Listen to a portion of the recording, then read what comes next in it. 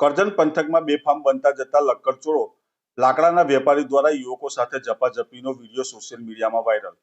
કરજણ તાલુકાના વેમાર ગામ ખાતે કેનાલ ઉપર ગેરકાયદેસર લાકડા કપાતા હોવાની વાતને લઈ ગામના યુવાનો કેનાલ ઉપર તપાસ કરતા કેનાલ ઉપર વેમાર બાનસ પાસે લાકડા કપાઈ રહ્યા હતા, જેનો વિડીયો લેતા વેપારી યુવાન સાથે ઉશ્કેરાઈ જતા મામલો માંડ થાળે પડ્યો હતો। બાદમાં કપાયેલા લાકડા તાલુકાના ધાવડ ગામે આવેલા લાકડાના પીઠા ઉપર ટ્રેક્ટર દ્વારા લાવવામાં આવ્યા હતા, જેનો યુવાનોએ પીછો કર્યો હતો।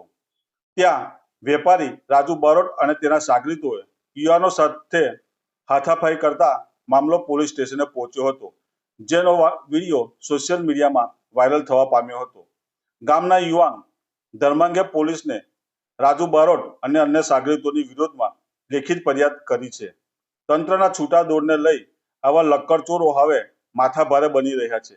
કરજણ પંથકમાં આવા 40 જેટલા લાકડાના વેપારીઓ દ્વારા સરકારી ગોચર, નહેરો અને રોડ ઉપર લીલા વૃક્ષોનું નિકંદન વાળવામાં આવી રહ્યું છે, જે પર્યાવરણ માટે જોખમરૂપ સાબિત થઈ રહ્યું છે।